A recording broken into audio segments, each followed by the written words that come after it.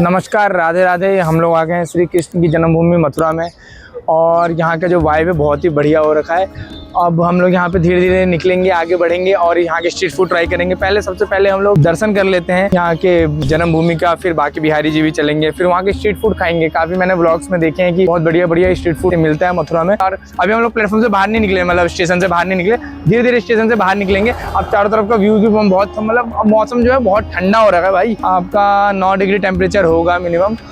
और भाई जो हम ट्रेन में आए वो बहुत अलग ही एक्सपीरियंस था ट्रेन का, क्योंकि हम लोग डायरेक्ट दिल्ली से निजामुद्दीन से ट्रेन पकड़ के मथुरा आ गए जंक्शन तक और ट्रेन ने हमें 1 घंटे 30 मिनट लिया यहाँ से। और बाकी हम लोग धीरे धीरे आगे भी बढ़ेंगे और एक्सप्लोर करेंगे मथुरा को। सारी एक्सपीरियंस आपको इस ब्लॉग में मिलेगी। Stay tuned. यहाँ के लोगों का मानना है कि श्री जी आज भी मथुरा में उन्हीं के साथ रहते हैं। वैसे वास्तव में तो वो पूरे संसार में है। यहाँ के लोगों की आस्था श्री जी से काफी जुड़ी हुई है। हर दिन मथुरा में लाखों श्रद्धालु आते हैं। यह इस बात का प्रमाण है कि श्री जी से हर भक्त जुड़ना चाहता है, श्री जी की उस पुण्य भूमि को देखना चाहता है जिस पुण्य भूमि पे उन्होंने काफी लीलाएं करी हैं। दोस्तों हम लोग श्री कृष्ण की जन्मभूमि में आ गए हैं। सब पीछे जो आप देख रहे हो श्री कृष्ण का जन्म स्थल है। तो यहाँ पे इस नारायण का 8वां अवतार हुआ था श्री कृष्ण के रूप में, जो कि कृष्ण पक्ष की अष्टमी की रात को मध्य रात्रि में हुआ था। और यहाँ से देवकी माता ने जब उनको जन्म दिया तो फिर वासुदेव महाराज जी उनको यहाँ से गोकुल ले गए नंद जी के घर में। कृष्ण अष्टमी यह वही दिन था जब परमेश्वर श्री कृष्ण इस धरती पे पधारे थे, कंस जैसे दुराचारी का वध करने के लिए और हमें भगवत गीता का सार बताने के लिए इस धरती पर अवतरित हुए थे। वैसे श्री कृष्ण जी के महिमा का वर्णन शब्दों में बयान नहीं कर सकते हैं। लाखों श्रद्धालु उस स्थान को देखने आते हैं जिस स्थान पे श्री कृष्ण जी का जन्म हुआ था। श्री कृष्ण जी की जन्मभूमि करीब 14 एकड़ में फैली हुई है और यह श्रद्धालुओं के लिए महत्वपूर्ण तीर्थ स्थल है।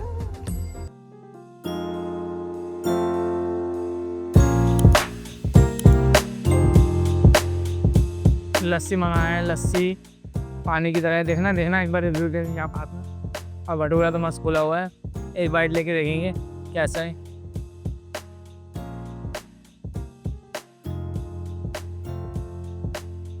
विदाउट प्याज लहसुन है, बढ़िया है। मतलब साथ में खाना बोलोगे, प्याज व्याज यूज़ नहीं किया गया है, बढ़िया है। हाँ, आलू की सब्जी भी बढ़िया है।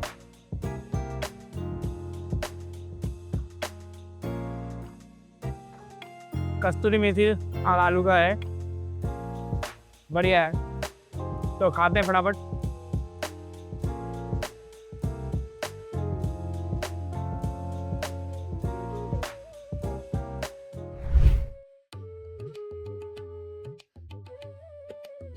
वृंदावन पहुंचते ही हमने सबसे पहले प्रेम मंदिर के दर्शन किए।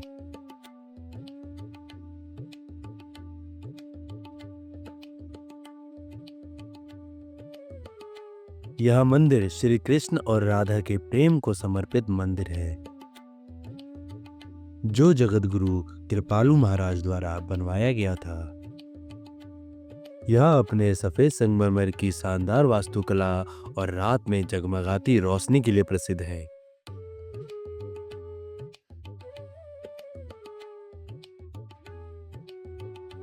रोज लाखों श्रद्धालु इस मंदिर को देखने के लिए अपने अपने क्षेत्र से कई किलोमीटर दूर का सफर तय करके आते हैं।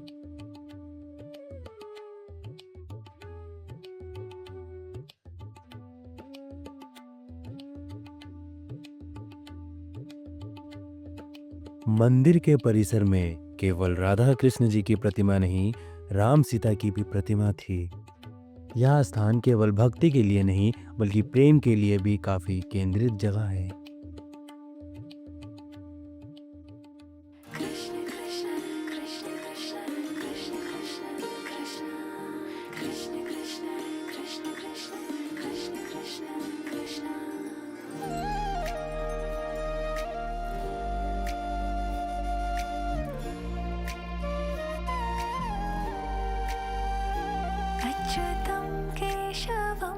कृष्ण दामोदरं रामनारायणं जानकी वल्लभम्।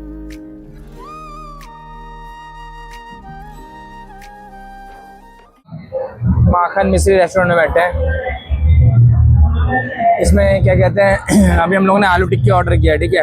तो अभी एक ऑर्डर किया, हम 3 बंदे हैं, तो हम लोग चेक कर रहे हैं टेस्ट क्या था, क्योंकि टेस्ट मुझे अच्छा नहीं लग रहा है। यहाँ पे वृंदावन में प्रेम मंदिर के अपोजिट में पड़ता है ये वाला माखन मिश्री रेस्टोरेंट।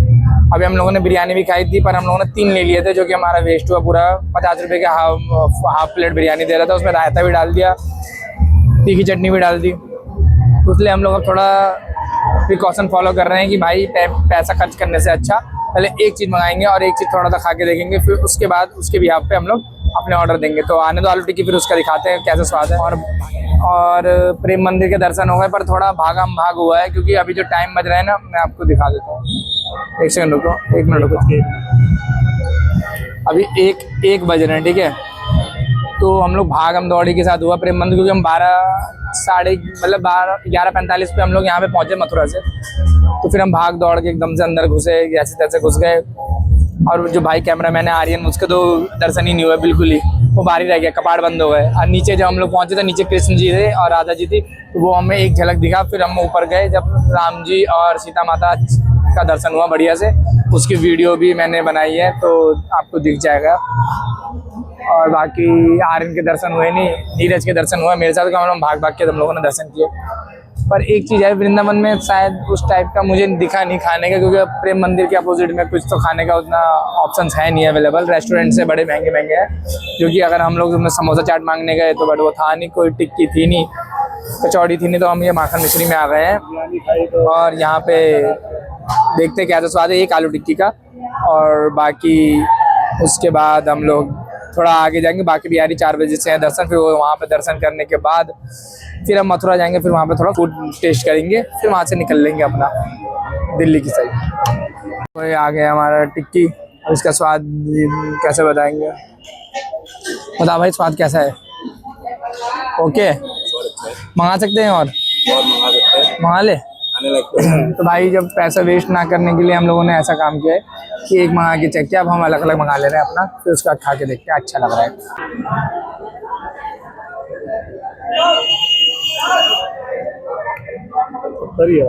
ठीक है, बट मंगाना वर्थ इट नहीं लग रहा मुझे, दूसरा मंगाना दोबारा वर्थ इट नहीं है मंगाना। कोई नहीं, हम दूसरे का मत, मुझे लग रहा है कोई दिक्कत नहीं है, हैं? टेस्ट कर रहे हैं। टेस्ट तो ठीक ही था, ठीक ठाक है, मतलब सात्विक, मतलब अच्छा है, ज़्यादा मिर्च मसाला नहीं है, सादा है। और अगर आप आ रहे हो, अगर आप सादा चीज़ खाना पसंद करते हो, तो आप यहाँ पे ट्राई कर सकते हो, माखन मिश्री रेस्टोरेंट अपोजिट प्रेम मंदिर। और बाकी मुझे लग रहा है कि मतलब मथुरा जाएंगे ना, तो वहाँ पे बेस्ट फूड मिलेगा, है ना। यहाँ पे मतलब उस टाइप की फूड अवेलेबल नहीं है जिस टाइप की, हाँ वृंदावन में थोड़ा मतलब कम मसाला वाला मुझे खाना दिख रहा है।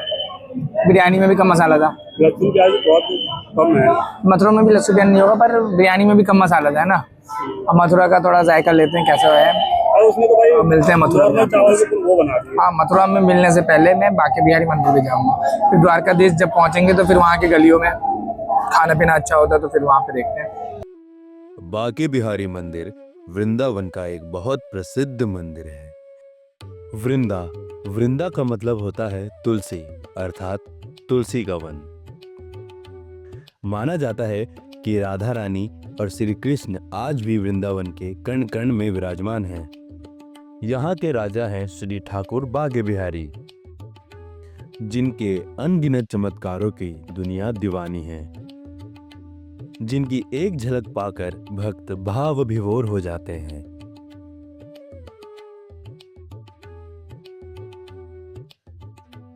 जिनकी कहानियां और चमत्कार के चर्चे हम सुनाने लगे तो ये कहानियां कभी खत्म ही ना हो। यहाँ 1807 के दशक में स्वामी हरिदास द्वारा स्थापित किया गया था। मंदिर में हर समय बांके बिहारी जी की छवि को झूले पर विराजमान रखा जाता है। यह दर्शन का एक अनूठा तरीका है। श्रृंगार और दर्शन के समय पर्दे खुलते और बंद होते रहते हैं। भक्तों के लिए यह मंदिर प्रेम, भक्ति और अध्यात्म का केंद्र है।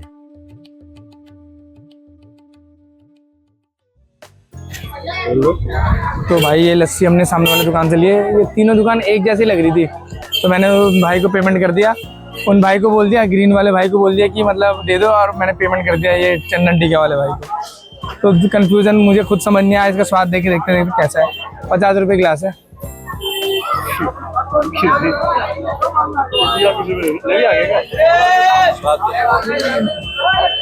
बढ़िया है। आपको वैसे लग रहा है बनारस जैसा, बनारस में जैसे हम पीते थे ना, वैसे स्वाद आ रहा है, बिल्कुल पहलवान लस्सी वाला। अभी अभी मैंने वृंदावन के पावन ठाकुर जी बाके बिहारी जी के दर्शन किए। दर्शन के बाद हमने ताज़ी लस्सी का आनंद उठाया और फिर हम पहुंचे द्वारकाधीश, जहां इतिहास और भक्ति एक साथ जीवित हो उठते हैं।